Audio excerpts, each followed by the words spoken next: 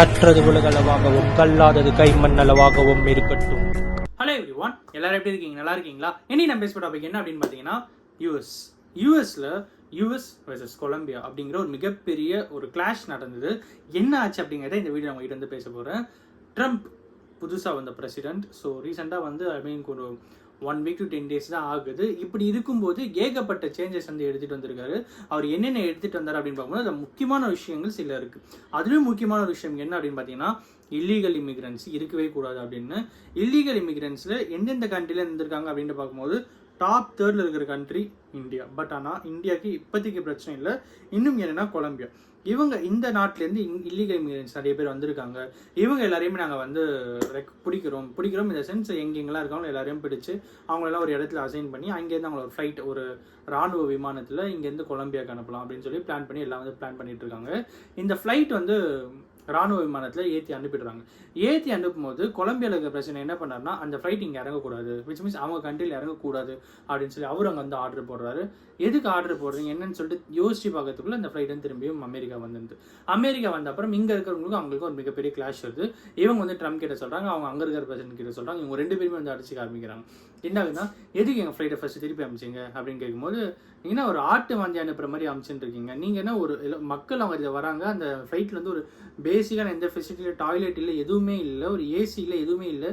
நீங்கள் பார்த்து அந்த ஃப்ளைட்டில் அனுப்பிச்சு விட்றீங்க. அதெல்லாம் எப்படி எங்களால் பண்ணிங்கன்னா அதெல்லாம் எங்களால் அக்செப்ட் பண்ணிக்க முடியாது அப்படின்னு சொன்னதும் ட்ரம்ப் அவர் என்ன பண்ணுறாருன்னா, கல்ஃபில் வந்து விளையாடிட்டு இருக்காரு. அப்படி விளையாடிட்டு இருக்கும்போது இந்த சம்பவங்கள்லாம் நடந்துட்டுருக்கு. ஓகேங்களா? ஓ அப்படியா, இப்போ நான் என்ன பண்ணுறேன் பாரு அப்படின்ற மாதிரி சொல்லி கொலம்பியாலேருந்து இங்கே வர ப்ராடக்ட்ஸ் எல்லாத்துக்கும் 125% வந்து ஹைக் பண்ணுறேன். விச் மீன்ஸ் 125% ஹைக் பண்ணுறேன். இப்போ 100 ரூபா காஃபினா 125 ரூபா.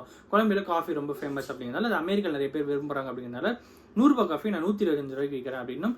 இமிகிரன்ஸ் யாராவது உள்ள கொலம்பியாலேருந்து வராங்க, விசா அப்ளிகேஷன்ஸ் இருக்குன்னா அவங்களுக்கான ஸ்க்ரூட்டினி ப்ராசஸ் ரொம்பவே அதிகமாக்குவோம் அப்படின்ற மாதிரியும், பேங்கிங் ஃபினான்ஷியல் டிரான்சாக்ஷன்ஸில் கை வைப்போம் அப்படின்னு சொல்லி ஏகப்பட்ட ரெசல்யூஷன்ஸாக அவங்க வந்து எடுக்கிறாங்க. ஸோ இது எடுக்கும்போது என்ன ஆகுதுன்னா, கொலம்பியா பிரசிடென்ட் வந்து அவ்வளோதான் போச்சு இன்னைக்கு அப்படின்ற மாதிரி உலகமே எதிர்பார்த்துட்டு இருக்க டைம் கொலம்பியா பிரசிடென்ட் சொல்றா, ஓ அப்படியா, அப்போ ஓகே, நானும் அந்த மாதிரி பண்ணுறேன், நானும் அமெரிக்காவில் இருந்த எல்லா ப்ராடக்ட்ஸும் 125% போடுறேன், என்ன ஆகுதுன்னு பார்த்துக்கலாம் அப்படின்னு சொன்னதும் எல்லாருமே ஷாக் ஆகும். என்னடா இது, ஒரு கொலம்பியா கண்ட்ரி அமெரிக்காவுக்கு போட்டியா அப்படின்ற மாதிரி ஒரு மிகப்பெரிய கிளாஷ் வருது.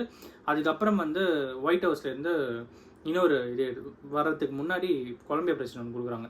அவர் வந்து நீங்கள் வந்து அவ்வளோ பெரிய இதெல்லாம் இல்லை, நாங்களும் எங்கள் கண்ட்ரி பிரசிடென்ட், நீங்கள் உங்கள் கண்ட்ரி பிரசிடென்ட், அவ்வளவுதான், நீங்கள் வந்து இந்த மாதிரிலாம் பண்ணிட்டு இருக்கிறது நல்லா இருக்காது, லிட்டரலி அந்த மாதிரி ஒரு ஸ்பீச் கொடுத்துட்டு பிளாக் பீப்புள் அங்கே இருக்கிறவங்களுக்கு அந்த டிஸ்கிரிமினேஷன்ஸ் அப்படிங்கிறது யூஎஸ்ல இருக்கும்ல.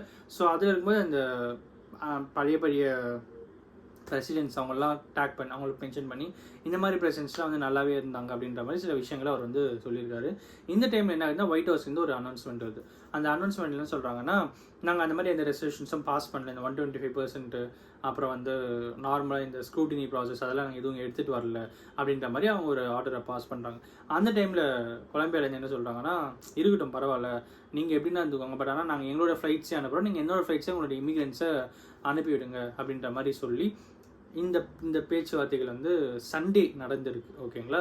ஸோ இது நடக்கிற டைமில் எல்லாருமே ஷாக் ஆகிறாங்க, என்னடா இது அப்படின்னு சொல்லி. ஏன்னா ஆல்ரெடி ட்ரம்ப் அவர்கள் வந்து இந்த 1 weekல என்னென்ன விஷயங்கள் பண்ணியிருக்காரு அப்படின்னு பார்த்தீங்கன்னா, ஜெண்டரில் மேல் அண்ட் ஃபீமேல் தான் இருக்கணும் அப்படின்னு, இல்லீகல் இமிகிரன்ஸ் யாருமே இருக்கக்கூடாது அப்படின்னு ஏகப்பட்ட ரூல்ஸ் அண்ட் ரெகுலேஷன்ஸ், பயங்கரமாக ஸ்ட்ரிக்டான ஒரு ப்ரொசீஜர்ஸை அதுவும் தனி டிபார்ட்மெண்ட்லாம் வச்சு வந்து பார்த்துட்டு இருக்காங்க. ஸோ இந்த மாதிரி இருக்கிற டைமில் இது அடுத்தடுத்து எப்படி போகும் அப்படிங்கிறது மிகப்பெரிய கன்ஃபியூஷனாக இருக்குது. இப்போ வரைக்கும் இதுதான் நடந்திருக்கு அப்படிங்கிறது தான் இந்த வீடியோவில் உங்ககிட்ட சொல்லணும் அப்படின்னு நினச்சேன்.